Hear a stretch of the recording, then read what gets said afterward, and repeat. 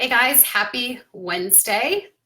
Excited to be here with you guys today. I switched my office around a little bit, and now you guys get to see all the fun stuff that I have in my office instead of just seeing the blank wall behind me. Anyways, today I wanted to talk with you guys about metrics. It's something that we talk about internally all the time. We actually attended a short webinar about metrics last week. It's probably one of the number one questions that we get from agencies and from recruiters. I'm actually just working on a blog about metrics right now.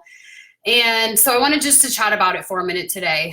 When recruiters hear metrics, and I'll just kind of talk to our recruiter community, but when we hear metrics, it's kind of an intimidating word, right? Like we know we have to meet certain goals every week. We have to do things every week. We have to accomplish certain things every week, and it can be a little bit intimidating. But they're super important. They're super important to our business, and they're super important to you guys as recruiters to help you be successful. Most of the time, metrics are not just set out of these arbitrary numbers. Metrics are set because this is how agencies have seen other recruiters have success within your organization. But I think one of the things that I think a lot of companies get wrong is that they set these group of metrics and they don't really explain the sort of what's in it for me to their recruiters. Part of the metrics is helping you guys reach your goals, right? We can't just expect someone to come into our organization and know exactly how to do their jobs. There's a side of us that would like to say, we're all adults here, just come in, do what you're asked to do, hop on the phones, make some phone calls, find some people and fill jobs. It's just that simple.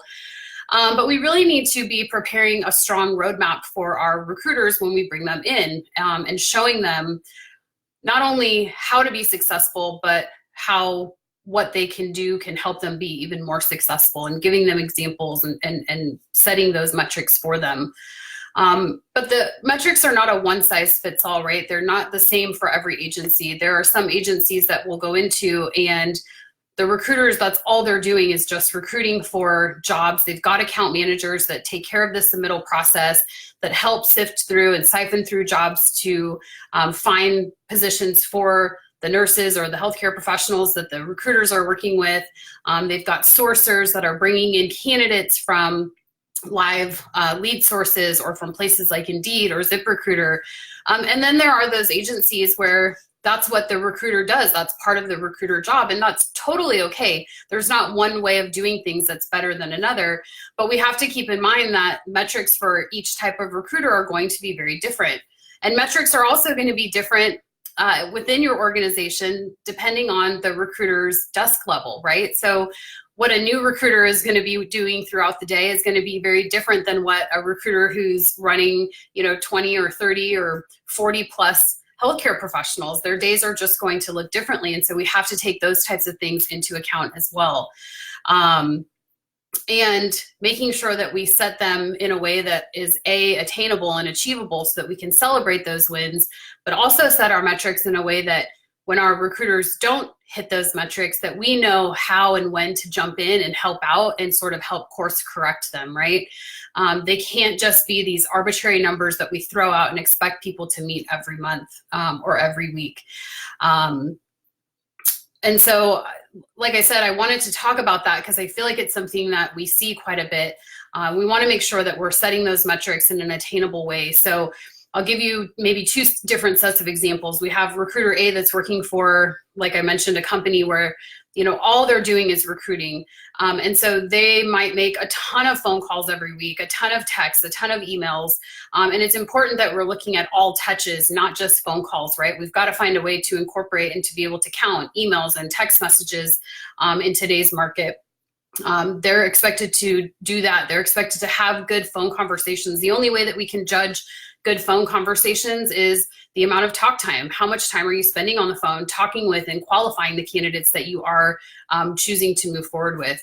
We can look at applications that we're getting in or resumes that we're getting in. We can look at submittals every week. We can look at signed contracts every week. We can look at revenue every week. We can look at GP every week. We can look at retention. We can look at referrals. We can look at all of these types of things. But when we also have those recruiters who are posting jobs on places like Wanderly or Blue Pipes, or we have those recruiters that are having to go out and source candidates from Indeed and ZipRecruiter, or we're having candidate or recruiters that are having to go out to job boards like Medifist and ShiftWise and search for those jobs to pitch to their candidates, we have to account for that team. So those recruiters that are doing that aren't going to be hitting 500 calls a week or 400 calls a week, because those other things that are in their job take time.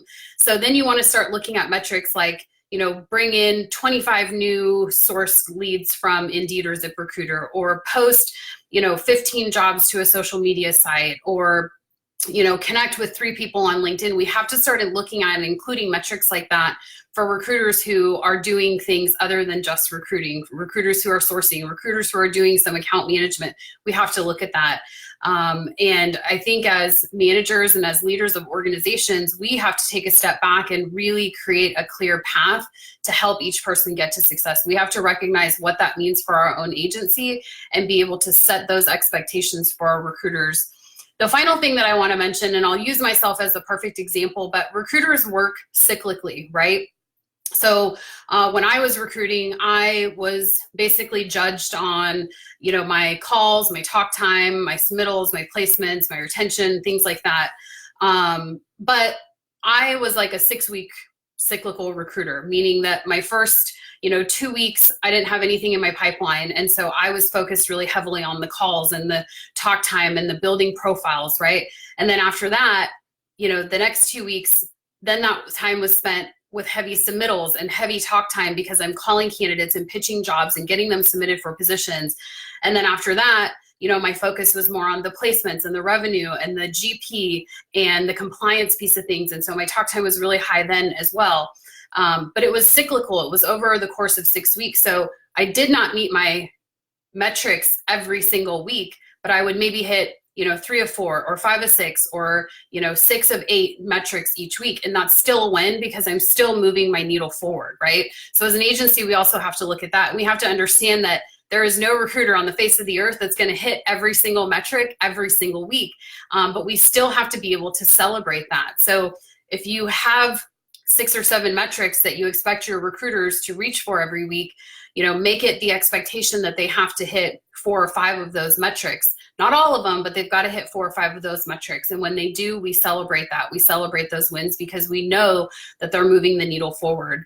And if after 4 weeks or 6 weeks, we don't see that needle moving forward, as managers and leaders, we need to look back and say, okay, what's going wrong? Where are we spending too much time? Where are we not spending enough time, so that we can help our recruiters get better?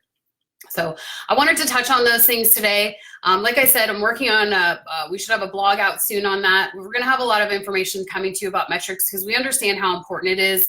And we've got to have them, guys. We can't just expect our recruiters to get out there and be successful and not give them a path on how to get there.